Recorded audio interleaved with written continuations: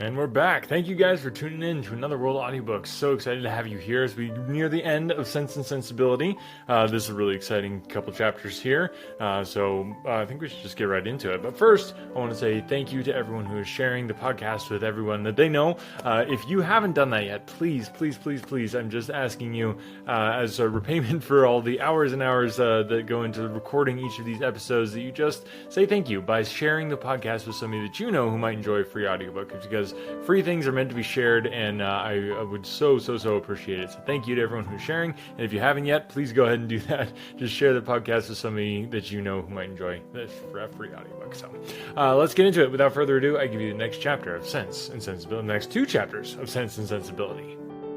Chapter 48. Eleanor now found the difference between the expectation of an unpleasant event, however certain the mind may be told to consider it, and certainty itself. She now found that in spite of herself, she had always admitted a hope, while Edward remained single, that something would occur to prevent his marrying Lucy. That some resolution of his own, some mediation of friends, or some more eligible opportunity of establishment for the lady would arise to assist the happiness of all. But he was now married, and she condemned her heart for the lurking flattery which so much heightened the pain of the intelligence. That he should be married soon, before, as she imagined, he could be in orders, and consequently before he could be in possession of the living, surprised her a little at first. But she soon saw how likely it was that Lucy, in her self-provident care, in her haste to secure him, should overlook everything but the risk of delay. They were married in town, and now hastening down to her uncle's. What had Edward felt on being within 4 miles from Barton, on seeing her mother's servant, on hearing Lucy's message? They would soon, she supposed, be settled at Delaford, that place in which so much conspired to give her an interest, which she wished to be acquainted with, and yet desired to avoid. She saw them in an instant in their parsonage house, saw in Lucy the active, contriving manager, uniting at once a desire of smart appearance with the utmost frugality, and ashamed to be suspected of half her economical practices, pursuing her own interest in every thought, courting the favour of Colonel Brandon, of Mrs. Jennings, and of every wealthy friend. In Edward, she knew not what she saw, nor what she wished to see, happy or unhappy. Nothing pleased her. She turned away her head from every sketch of him. Eleanor flattered herself that some of their connections in London would write to them to announce the event, and give farther particulars, but day after day passed off, and brought no letter, no tidings. Though uncertain that any one were to blame, she found fault with every absent friend. They were all thoughtless or indolent. "When do you write to Colonel Brandon, mum?" was an inquiry which sprung from the impatience of her mind to have something going on.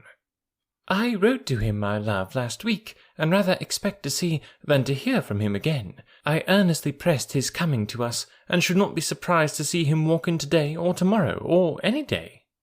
This was gaining something to look forward to. Colonel Brandon must have some information to give. Scarcely had she so determined it, when the figure of a man on horseback drew her eyes to the window. It was a gentleman. It was Colonel Brandon himself.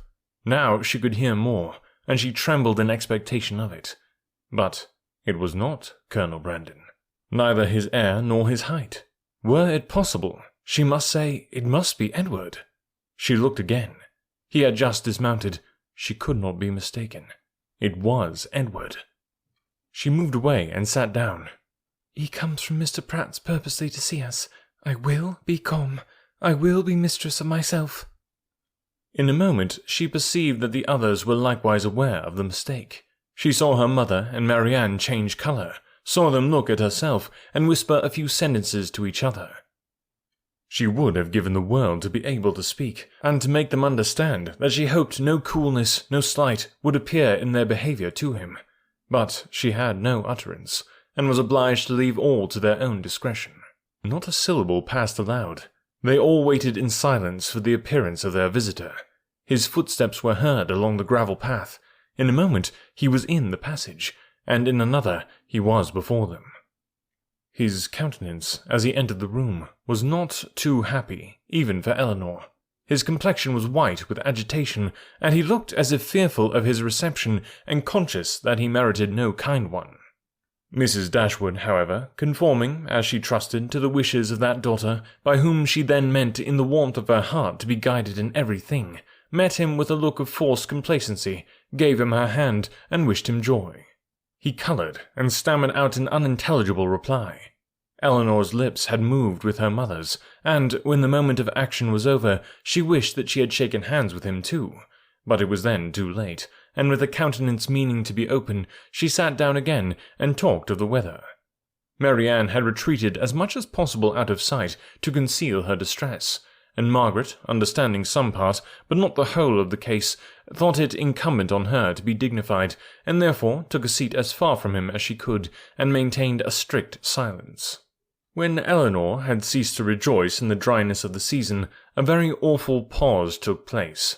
It was put an end to by Mrs. Dashwood, who felt obliged to hope that he had left Mrs. Ferris very well. In a hurried manner he replied in the affirmative. Another pause. Eleanor, resolving to exert herself, though fearing the sound of her own voice, now said, "Is Mrs. Ferris at Longstaple?" "At Longstaple?" he replied, with an air of surprise. "No, my mother is in town." "I meant," said Eleanor, taking up some work from the table, "to inquire for Mrs. Edward Ferris." She dared not look up, but her mother and Marianne both turned their eyes on him. He coloured, seemed perplexed, looked doubtingly, and after some hesitation said, "Perhaps you mean my brother? You mean Mrs. Robert Ferris?" "Mrs. Robert Ferris?" was repeated by Marianne and her mother in an accent of the utmost amazement, and though Eleanor could not speak, even her eyes were fixed on him with the same impatient wonder.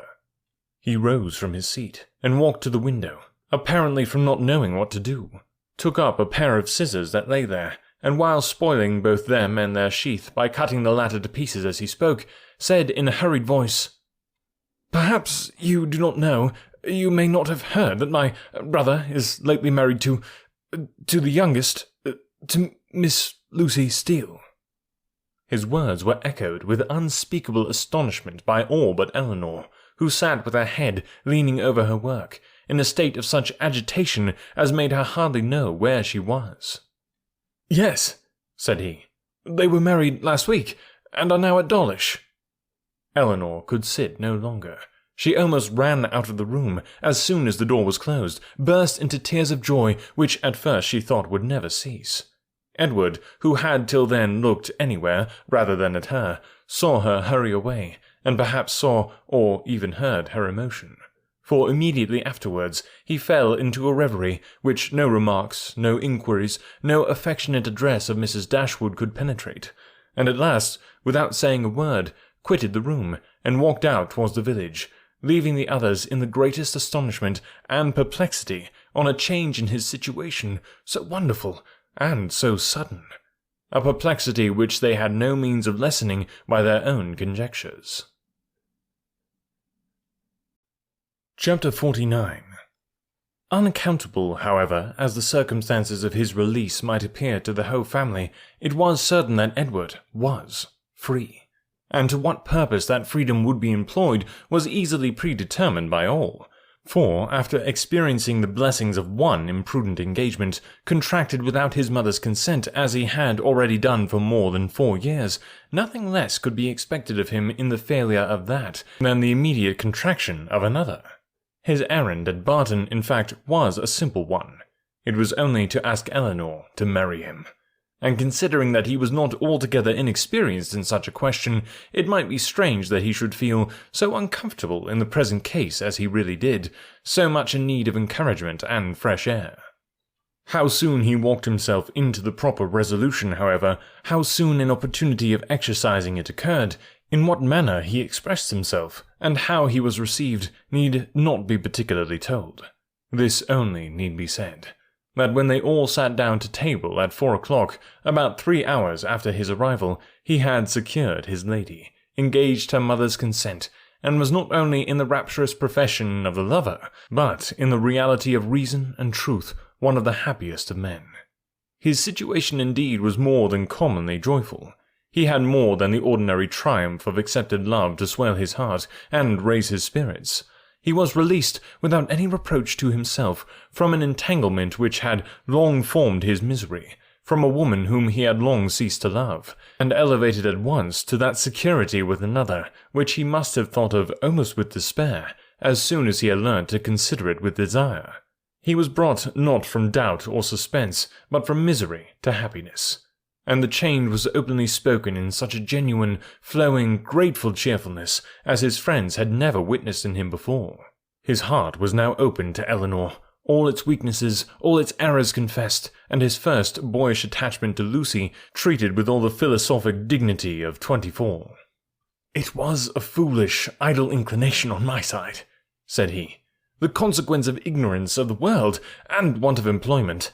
Had my mother given me some active profession when I was removed at 18 from the care of Mr. Pratt, I think, nay, I am sure, it would never have happened.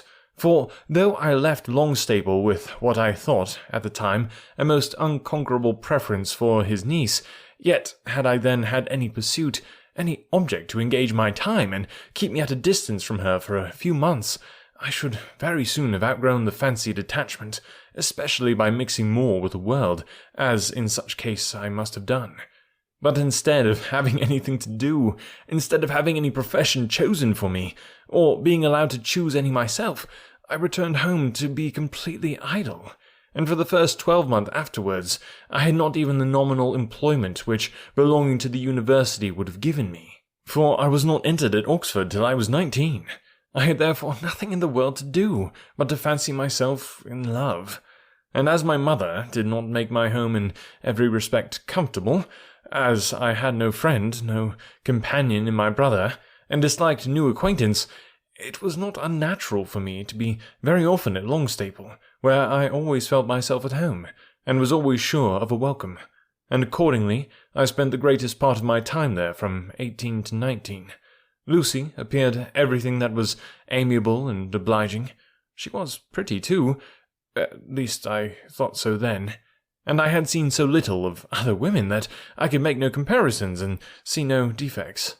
Considering everything, therefore, I hope, foolish as our engagement was, foolish as it has since in every way been proved, it was not at the time an unnatural or an inexcusable piece of folly.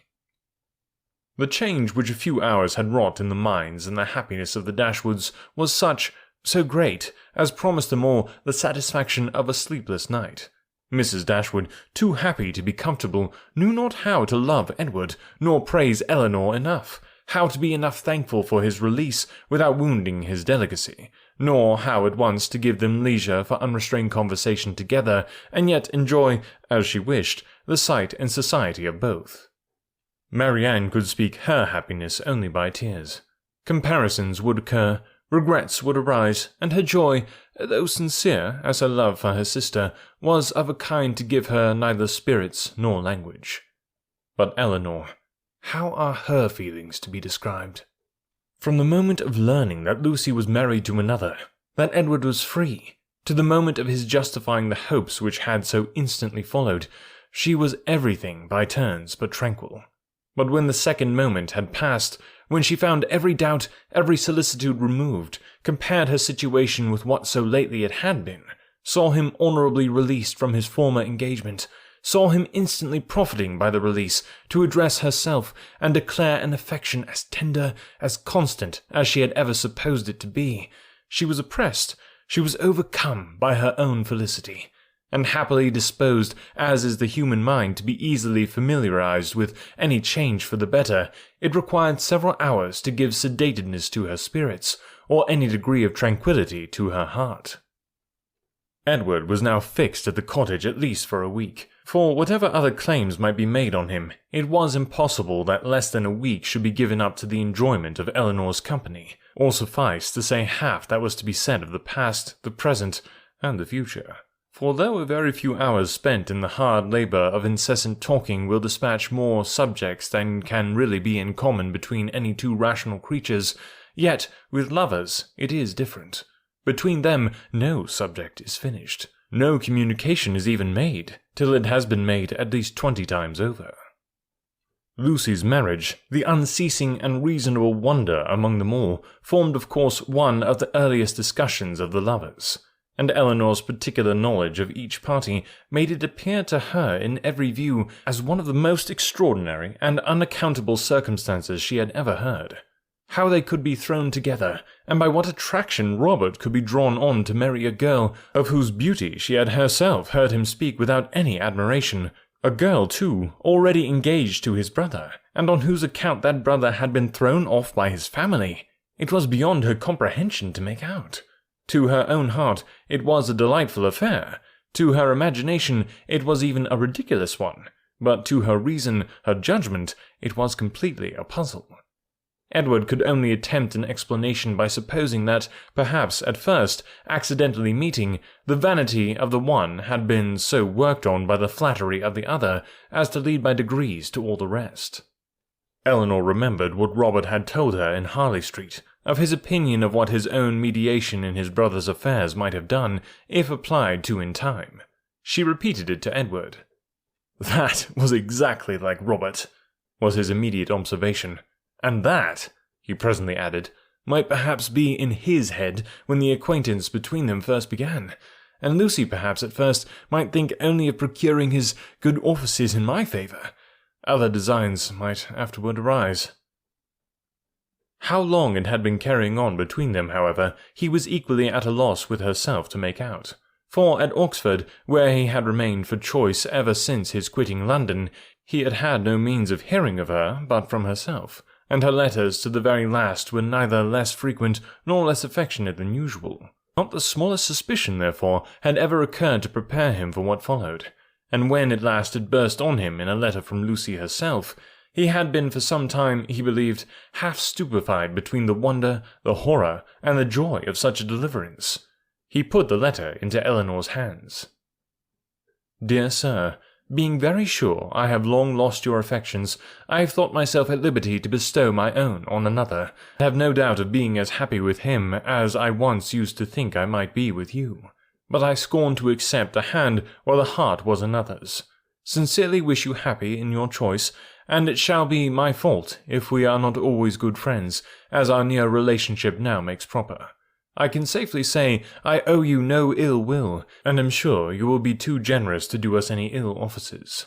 Your brother has gained my affections entirely, and as we could not live without one another, we are just returned from the altar, and are now on our way to Dawlish for a few weeks, which place your dear brother has great curiosity to see, but thought I would first trouble you with these few lines, and shall always remain your sincere well-wisher, friend, and sister, Lucy Ferris. I have burnt all your letters, and will return your picture the first opportunity. Please to destroy my scrawls, but the ring with my hair you are very welcome to keep." Eleanor read and returned it without any comment. "I will not ask your opinion of it as a composition," said Edward. "For worlds would not I have had a letter of hers seen by you in former days. In a sister it is bad enough, but in a wife, how I have blushed over the pages of her writing, and I believe I may say that, since the first half of our foolish business, this is the only letter I ever received from her of which the substance made me any amends for the defect of the style." "However it may have come about," said Eleanor after a pause, "they are certainly married, and your mother has brought on herself a most appropriate punishment. The independence she settled on Robert, through resentment against you, has put it in his power to make his own choice, and she has actually been bribing one son with 1,000 a year to do the very deed which she disinherited the other for intending to do. She will hardly be less hurt, I suppose, by Robert's marrying Lucy than she would have been by your marrying her." "She will be more hurt by it, for Robert always was her favourite. She will be more hurt by it, and on the same principle will forgive him much sooner." In what state the affair stood at present between them, Edward knew not, for no communication with any of his family had yet been attempted by him. He had quitted Oxford within 24 hours after Lucy's letter arrived, and with only one object before him, the nearest road to Barton, had had no leisure to form any scheme of conduct with which that road did not hold the most intimate connection.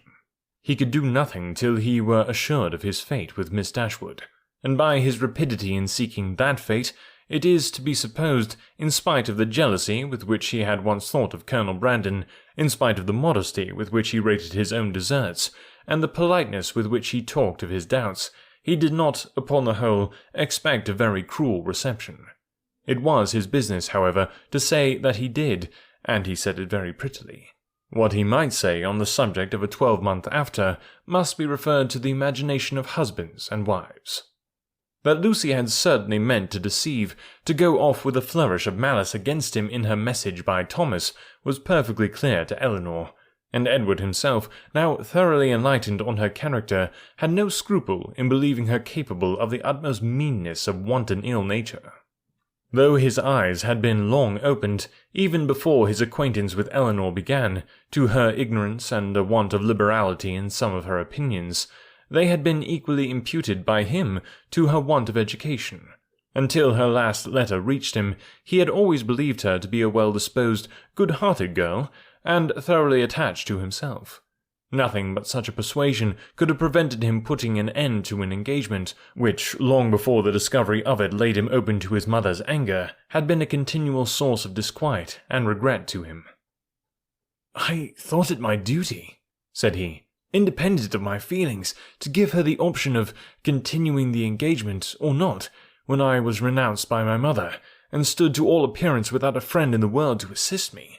In such a situation as that, where there seemed nothing to tempt the avarice or the vanity of any living creature, how could I suppose, when she so earnestly, so warmly insisted on sharing my fate, whatever it might be, that anything but the most disinterested affection was her inducement?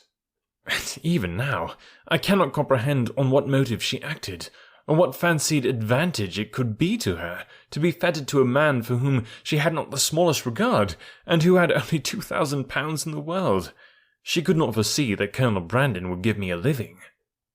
"No, but she might suppose that something would occur in your favour, that your own family might in time relent.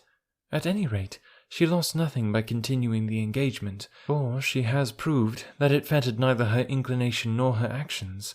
The connection was certainly a respectable one, and probably gained her consideration among her friends, and if nothing more advantageous occurred, it would be better for her to marry you than be single." Edward was, of course, immediately convinced that nothing could have been more natural than Lucy's conduct, nor more self-evident than the motive of it. Elinor scolded him, harshly, as ladies always scold the imprudence which compliments themselves, for having spent so much time with them at Norland, when he must have felt his own inconstancy. "Your behaviour was certainly very wrong," said she, "because, to say nothing of my own conviction, our relations were all led away by it to fancy and expect what, as you were then situated, could never be." He could only plead an ignorance of his own heart, and a mistaken confidence in the force of his engagement.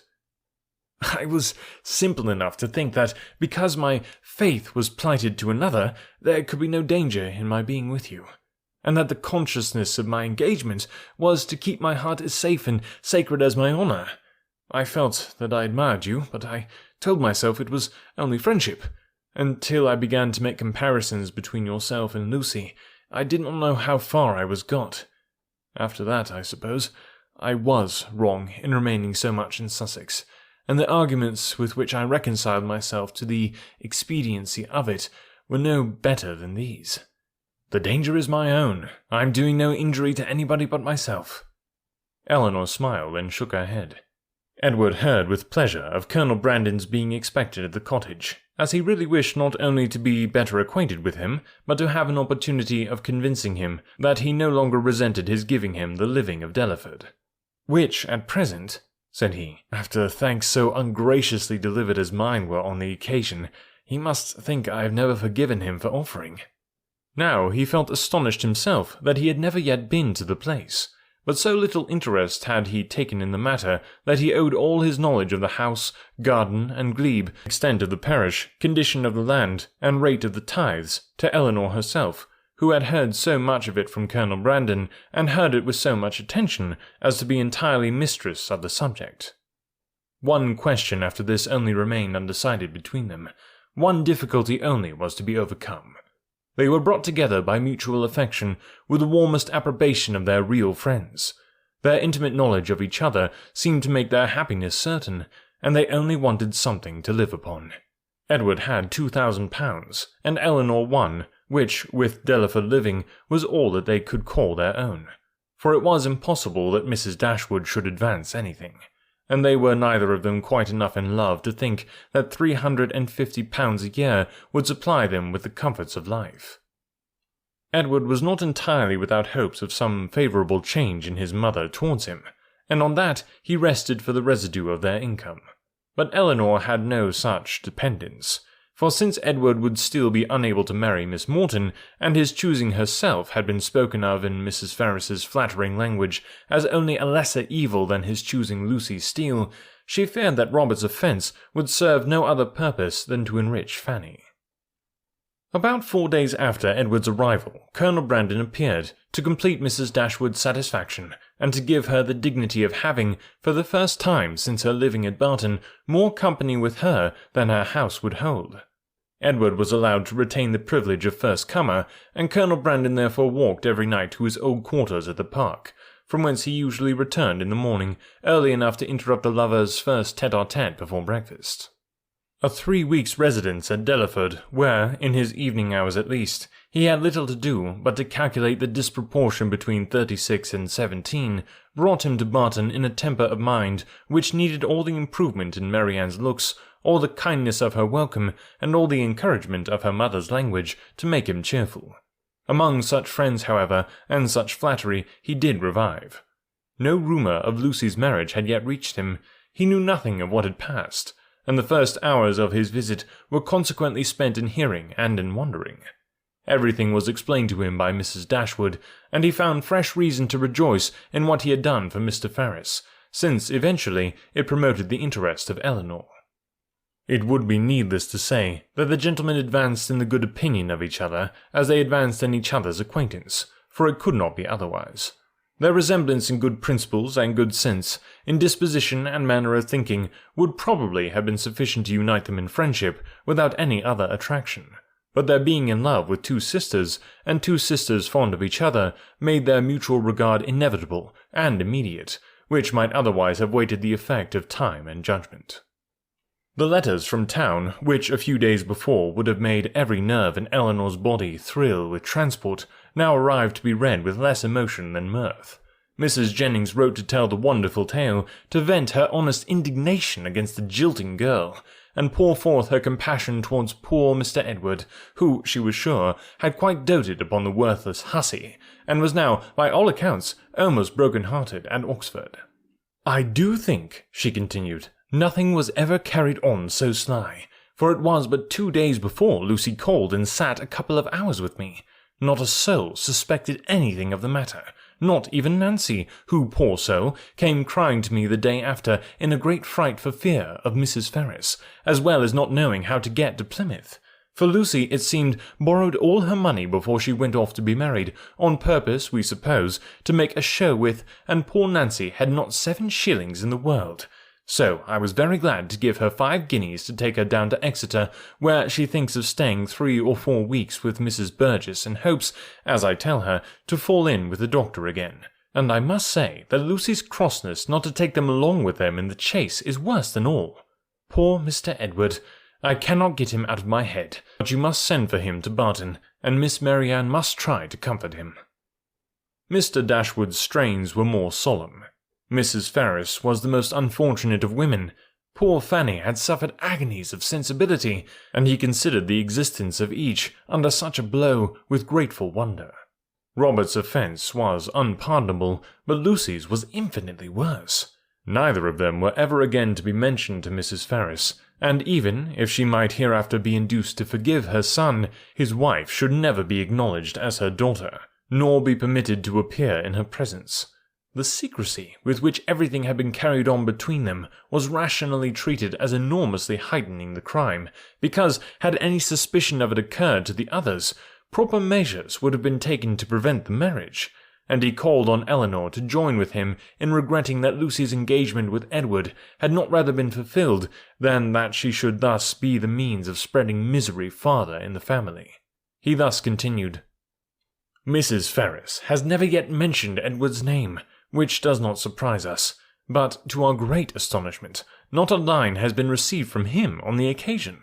Perhaps, however, he is kept silent by his fear of offending, and I shall therefore give him a hint, by a line to Oxford, that his sister and I both think a letter of proper submission from him, addressed perhaps to Fanny, and by her shown to her mother, might not be taken amiss. For we all know the tenderness of Mrs. Ferris's heart, and that she wishes for nothing so much as to be on good terms with her children." This paragraph was of some importance to the prospects and conduct of Edward. It determined him to attempt a reconciliation, though not exactly in the manner pointed out by their brother and sister. "A letter of proper submission," repeated he. "Would they have me beg my mother's pardon for Robert's ingratitude to her and breach of honour to me? I can make no submission. I am grown neither humble nor penitent by what has passed. I am grown very happy. But that would not interest. I know of no submission that is proper for me to make." "You may certainly ask to be forgiven," said Eleanor, "because you have offended, and I should think you might now venture so far as to profess some concern for having ever formed the engagement which drew on you your mother's anger." He agreed that he might. "And when she has forgiven you, perhaps a little humility may be convenient while acknowledging a second engagement, almost as imprudent in her eyes as the first." He had nothing to urge against it, but still resisted the idea of a letter of proper submission. And therefore, to make it easier to him, as he declared a much greater willingness to make mean concessions by word of mouth than on paper, it was resolved that, instead of writing to Fanny, he should go to London, and personally entreat her good offices in his favour. "And if they really do interest themselves," said Marianne in her new character of candour, "in bringing about a reconciliation, I shall think that even John and Fanny are not entirely without merit." After a visit on Colonel Brandon's side of only 3 or 4 days, the two gentlemen quitted Barton together. They were to go immediately to Delaford, that Edward might have some personal knowledge of his future home, and assist his patron and friend in deciding on what improvements were needed to it. And from thence, after staying there a couple of nights, he was to proceed on his journey to town. Wow, man, so many things would have been cleared up in Jane Austen books if they just had text messaging back then. And Instagram, probably. I don't know if that would have helped or hindered. Probably would have hindered. But hope you guys are enjoying this. We're going to jump into the final chapter next week, so make sure you stay tuned for that. And if you haven't subscribed already, make sure to do that. And if you haven't shared the podcast, make sure to do that. And if you haven't checked out anotherworldaudiobooks.com, make sure to do that as well. I'm giving away a free audiobook. So we've done a lot of audiobooks on this podcast over the years, and you can pick any one of them. Whichever one you like, you can pick out for free from the library, and I will be happy to send you your own copy free of charge. The full version, no interruptions, no intro and outro, no having to wait a week for each episode, etc. So go to anotherworldaudiobooks.com. You can request that free audiobook. And all the links are down below in the show notes as well if you want to check that out. So thanks guys for listening, and we'll catch you next week with the final chapter of Sense and Sensibility.